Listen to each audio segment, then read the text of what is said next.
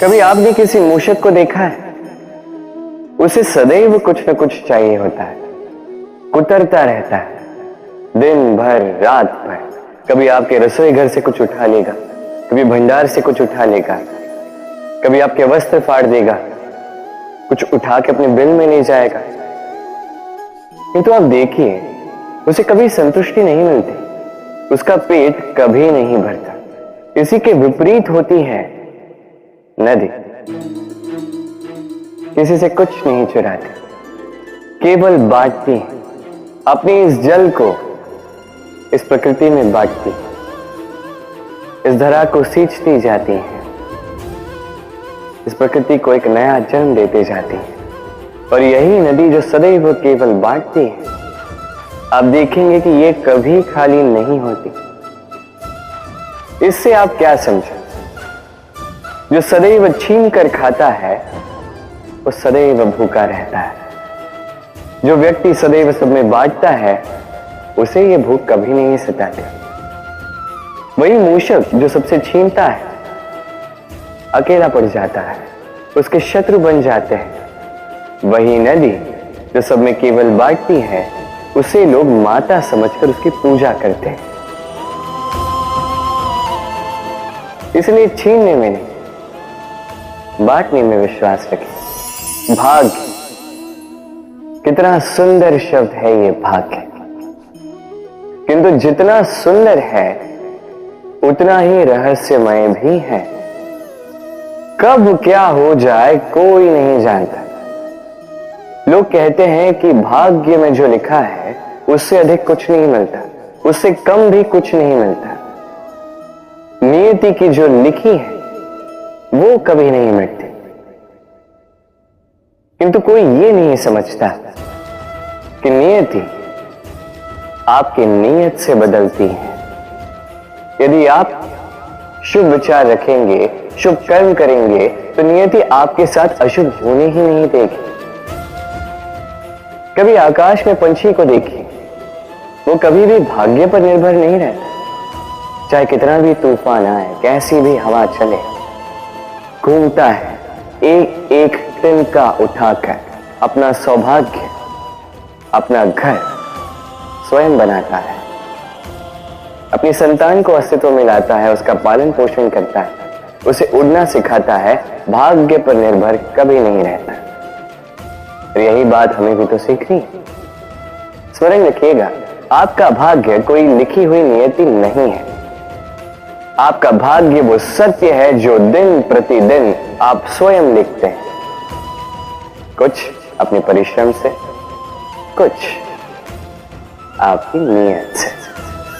सुरक्षा व्यक्ति के लिए आवश्यक होती है, किंतु यही व्यक्ति की सबसे बड़ी शत्रु भी होती है। कैसे? सोचिए, एक व्यक्ति जब सुरक्षित वातावरण में होता है तब उसमें आलस आ जाता है। वो जानता है कि ना मुझे भविष्य के लिए कुछ करना है, ना आज के लिए कुछ करना है, केवल जीवन जीना है। इस सुरक्षा चक्र से बाहर निकलना अति आवश्यक है। सोचिए, पंछी जो अपनी संतान को जन्म देता है, कुछ समय के पश्चात उसे घोंसले से निकाल देता है। क्यों? यदि ऐसा नहीं किया तो वो संतान जीवन जीना सीखेगी ही नहीं। यदि उसे डाली से नीचे नहीं फेंका तो संतान उड़ ही नहीं पाएगी, उसके पंख सशक्त नहीं होंगे, वो स्वयं का घोंसला बनाएगी ही नहीं।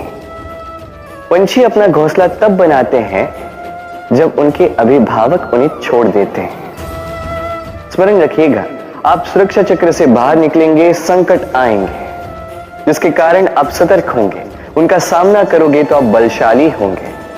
अब वो संकट दोबारा ना आए इसलिए आप योजना बनाओगे। यदि आप स्वयं का विकास चाहते हैं तो जब भी आपको लगे कि आप एक सुरक्षित वातावरण में हैं, एक सुरक्षा चक्र में हैं, तो इस घेरे से बाहर निकलिए। यहां है आपका विकास। ये उस नौका का प्रतिरूप है जो हमें धारा पार कराती है।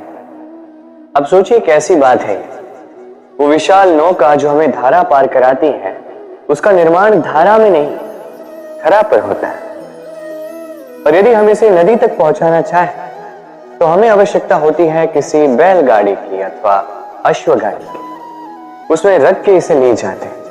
अब यदि मार्ग में कोई नदी आ जाए, कोई धारा आ जाए और उसे पार करना हो तो इस बार नौका पर उस गाड़ी को रखा जाता है और फिर पार किया जाता है।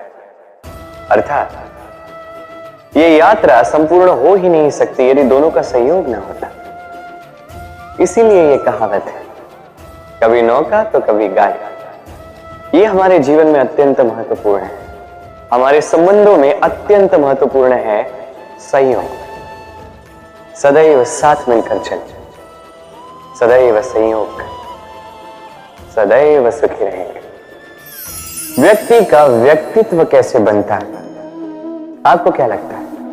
व्यक्ति जन्म से अपना प्रारब्ध लेकर आता है या आपको लगता है कि यह प्रकृति व्यक्ति के लिए उसकी नियति लिखकर देती है? नहीं, ऐसा कदापि नहीं होता। मैं आपको समझाता हूं। जब भी वर्षा होती है, किसी बूंद को देखिए। अब ये बूंद जहां गिरेगी उस पर निर्धारित करता है कि आगे क्या होगा। यदि ये बूंद गिरती है किसी खेत में तो ये किसी नए पौधे को जन्म देगी। यदि वो गर्म तवे पर गिरी तो स्वयं को भस्म कर देगी। यदि वो किसी सर्प के मुख में गिरती है तो विष बन जाती है। सीप के मुख में गिरती है तो मोती बन जाती है। यदि वही किसी पत्ते पे गिरे तो ओस बन जाती है। एक ही बूंद, किंतु उसकी संगत उसका भविष्य और उसका व्यक्तित्व निर्धारित करती है। अब वो तो केवल एक बूंद है, उसके हाथ में है केवल गिरना। कहां वो भी वो निर्धारित नहीं कर सकते। किंतु आप मनुष्य हैं। आप चुन सकते हैं कि आपकी संगत क्या हो, किन लोगों के साथ आप बनेंगे बढ़ेंगे। तो अच्छे से कीजिए, क्योंकि ये चयन आपका होगा, क्योंकि ये जीवन आपका है, भविष्य आपका है। अब महान बनना है या नहीं, ये निर्णय भी आप ही का होगा। मनुष्य का स्वभाव होता है सदैव वही बोलना चाहता है, कभी किसी की सुनना नहीं चाहता। किंतु उसका ये स्वभाव उसे एक बहुत बड़े ज्ञान से दूर रखता है, सामने वाले व्यक्ति के व्यक्तित्व के ज्ञान से दूर। इसलिए यदि आप किसी को पहचानना चाहते हैं, उन्हें समझना चाहते हैं, तो उन्हें रोकें, बस बोलने दें। क्योंकि व्यक्ति का व्यक्तित्व होता है उसके शब्दों में और उसका वास्तविक रूप छिपा होता है उसकी बोली के पीछे।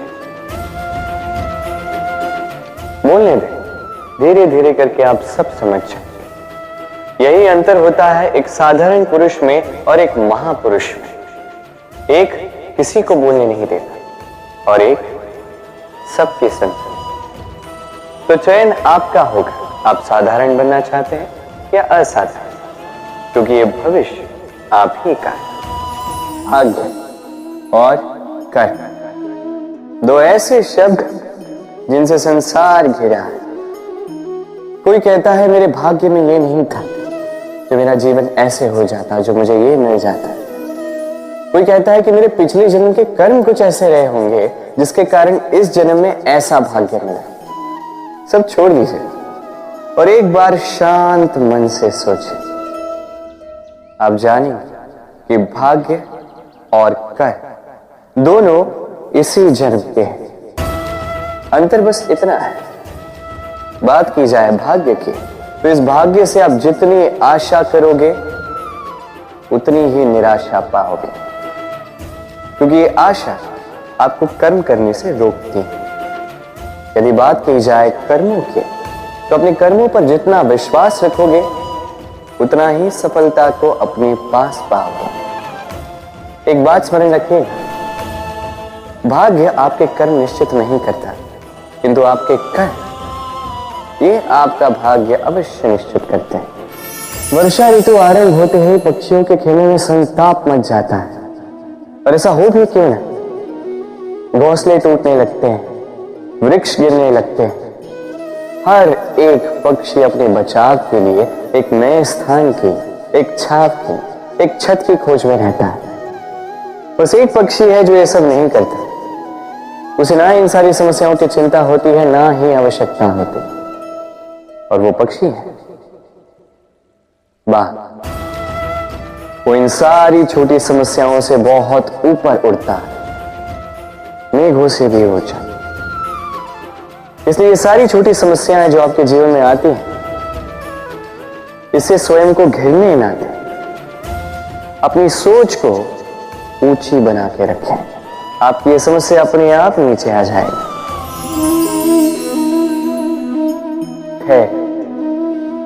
ये धैर्य क्या है?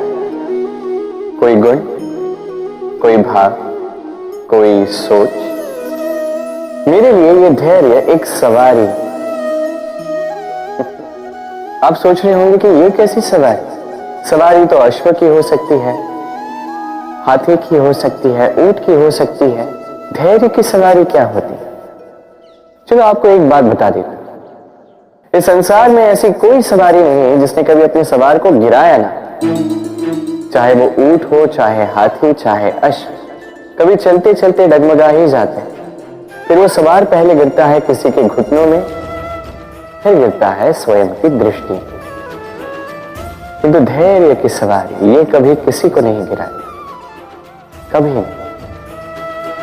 ना वो सवार किसी के घुटनों में गिरता है, ना ही स्वयं की दृष्टि, क्योंकि धैर्य आपको विवेक देता है, विवेक आपको योजना देता है, और योजना देती है आपको शक्ति अपने लक्ष्य को पाने।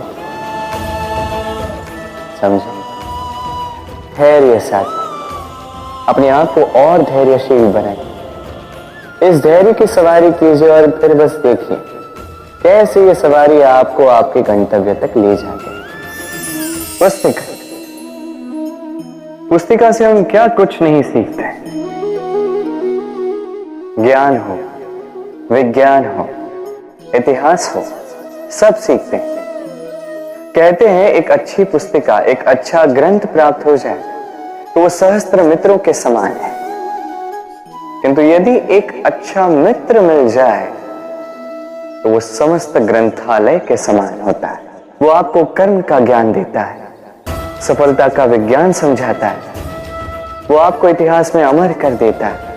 इतना ही नहीं, वो केवल आपको मार्ग दिखाता नहीं है, अपने साथ लेकर उस मार्ग पर चलता भी है। इसलिए यदि जीवन में आपको कोई अच्छा मित्र मिल जाए तो उसे सहेज कर रखें, उसे संभाल कर रखें, जीवन संभल जाएगा।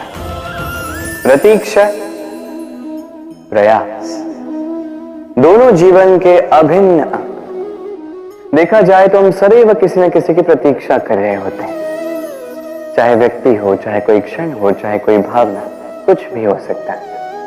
और देखा जाए तो सदैव कोई न कोई प्रयास भी कर रहे होते हैं, जैसे सफलता के आने की प्रतीक्षा, असफलता ना आए इसके लिए प्रयास, सुख आने की प्रतीक्षा, दुख ना आए इसके लिए प्रयास।